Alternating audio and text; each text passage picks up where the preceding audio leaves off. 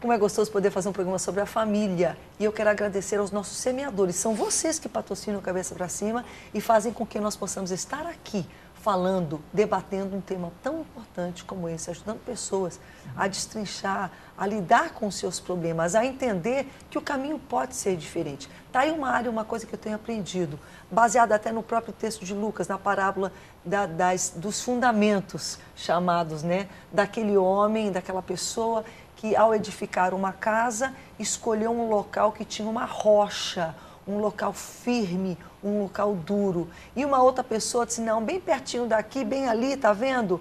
Mais perto do mar, mais perto da praia, com uma vista mais bonita, com vento.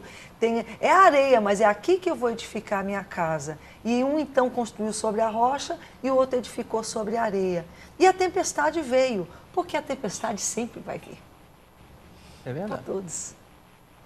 Se não veio ainda, ela virá. A tempestade veio. E quando aquela enxurrada veio, a casa edificada sobre a rocha, ela teve umas portas arrebentadas pelo vento, ela teve, de repente, algum vidro quebrado, alguma coisa que pode ter se danificado um pouquinho, mas ela não desmoronou. Ela permaneceu firme. Mas a casa que tinha sido edificada sobre areia, o que acontece com uma casa que o fundamento não tem, é só areia, chega ali e constrói em cima da areia? A casa desmoronou. E Cristo, foi o próprio Jesus que falou essas palavras. Ele usou isso como um exemplo, como uma ilustração de como nós, como pessoas, temos que edificar as nossas vidas. E hoje a família, o casamento, sobre Deus, sobre a Bíblia. Ter Deus presente, edificar sobre a rocha. Porque os ventos e as tempestades vão vir. Mas nós podemos, não é verdade, até sofrer algum dano, mas a casa não vai desmoronar. Agora, se a gente edifica uma casa sem Deus, simplesmente em cima da beleza, do dinheiro, da atração sexual, de outros elementos que compõem o casamento, mas deixa a rocha de fora, a tempestade ela vai vir. E essa relação, esse relacionamento pode desmoronar. Então, a importância de trazer Deus para o casamento. E qual era a proposta desse último bloco?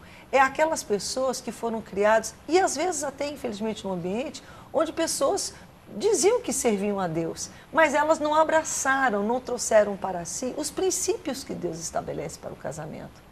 E é sobre esses princípios justamente que eu queria conversar agora.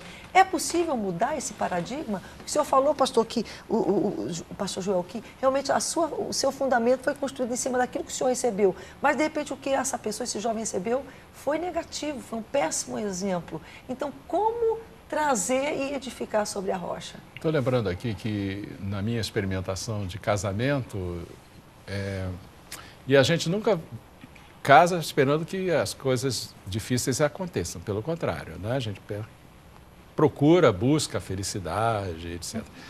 Mas elas vêm quando menos a gente espera. Eu tenho uma situação, hoje a minha filha tem 29 anos de idade, chama Raquel, a minha ovelhinha, mas ela teve uma doença muito rara na infância, e não é o caso de eu dizer aqui inteiramente o que se passou, mas era uma espécie de câncer, schistose lateral sieve, que ela foi curada por Deus, utilizando a medicina. E foram 3 anos de quimioterapia. Uau. E estes 3 anos, Rebeca e pastores, vocês devem imaginar o que foi a nossa vida. E nós só nos mantivemos porque nós tínhamos Deus na nossa relação. E aqueles valores que eu trouxe, que minha esposa Darília trouxe também, eles foram muito importantes, porque possibilitaram que nós pudéssemos, no meio daquela tempestade toda, estar alicerçados na rocha que é o Senhor Jesus Cristo. Quanto à pessoa não ter esse preparo, eu acho que ela pode buscar ajuda.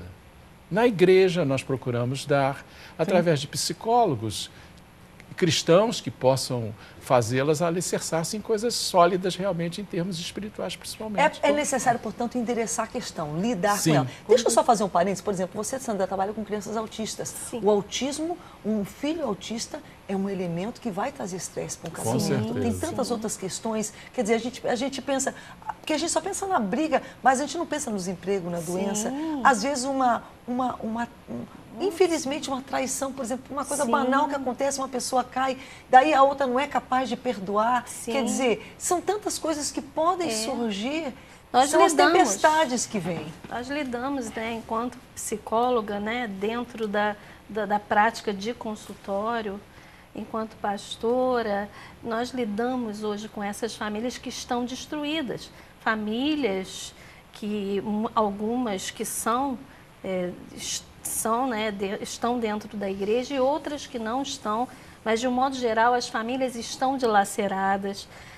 Quando existe o caso de uma criança que é autista ou mesmo com alguma... Tem alguma necessidade, ou que passa por um período longo de enfermidade. Né? A tendência, muitas vezes, dos pais abandonarem, essas mães militarem sozinhas, entendeu? Sem ajuda, muitas vezes as mães vêm socorrer. São crianças e famílias cujas mães, hoje nós temos muitas mães, famílias que são compostas por mães e filhos, né? São as famílias que nós vemos hoje. E até mesmo essas famílias, Deus está interessado em estar presente. Então é isso que eu queria destacar, Rebeca. Eu queria destacar aqui que o Deus que eu conheço é o Deus que ama e se interessa por essa família, se preocupa, que tem um amor incondicional por cada uma dessas famílias, por cada um desses. Deus não ama em especial só a mãe ou só o filho ou só o pai. E não é o castigo dele, simplesmente o mundo é o mundo. E outra coisa, nós erramos, nós somos passíveis de erro, nós erramos mesmo, eu errei muito, mas esse Deus que me acolheu, Ele me deu nova oportunidade, Ele me fez trilhar um caminho novo. Por que eu não posso dar uma nova oportunidade, então, para alguém? Eu quero ser acolhida por Deus, eu quero que Deus me perdoe, mas eu não quero perdoar. E Deus fala, olha, você quer que eu te perdoe? Perdoa. Olha como é bom ter Deus presente numa família. Porque essa família tem que aprender a perdoar. Porque se ela quer perdão de Deus, ela tem que perdoar. Claro, como é que é isso? Claro. Você estava falando de alicerçar numa rocha, mas quando você começa a construir a casa, a família... você faz o alicerce sobre a rocha, onde você finca as estacas? Você chama um arquiteto, pede orientação para começar a levantar as paredes, ou você levanta as paredes toda torta? Que material você utiliza para isso? Tem orado, que é o melhor material que a gente tem? Ora pela sua família, você ora pelo seu relacionamento futuro, você ora pelo casamento que está para vir. Pelas suas próprias atitudes, pelo seu gênio, pelas suas reações. Você busca Deus, pede as respostas de Deus, ou você quer fazer aquilo que está na sua cabeça? E isso tem que ser buscado desde o início. Nós falamos aqui há pouco a respeito de namoro, noivado e até o casamento. Lá, quando você começa o namoro, se você não tiver a intenção, não vai dar certo. É no fundamento, gente. Eles foram em cima. Deixa eu só concluir, porque a gente está falando, está muito bom o programa, mas só para concluir sobre a questão da possibilidade que eu vejo, sim, de mudança. Esse casal do qual falei, um vinha de uma situação um pouco mais positiva em termos de família e a outra pessoa vinha de uma família realmente muito complicada, muito estraçalhada e que se agredia muito verbalmente. Então, no início, começou a haver um pouco de dificuldade, porque a forma de lidar de um deles tem coisas que você não diz, simplesmente para o pai, para a mãe ou para alguém, você não fala isso. Por quê? Porque não fala, porque não pode. Quer dizer, é uma coisa que você estabelece, é uma decisão que você toma. Existe, eu acho que... E claro que de cara começou um conflito, porque a forma de uma das partes lidar era chegar lá, né? Mas com o tempo foram se tratando, foram dialogando e entendendo que se estabeleceriam essa forma. Daí, depois do tempo, eles foram visitar a família. Essa pessoa entrou em desespero, porque ela falou, meu Deus... E ela foi perceber o quanto ele tinha mudado, porque a família dele era tão... E ele falou, meu Deus do céu, eu consegui. É isso aí. Não que esteja tudo ótimo, mas... Então, por que eu estou falando isso? Porque, por mais que você tenha, nós não podemos ser vítimas da nossa vida. Deus te colocou por protagonista, por agente, pare de culpar os outros, Sim. pare de transferir a culpa para tudo da tua família. Foi ruim, foi, mas tem muita gente que veio de uma família ótima e tem um péssimo casamento, porque não está tomando boas decisões. Sim. Então assuma, diga, Deus, agora é nessa hora que é tão bom ter Deus.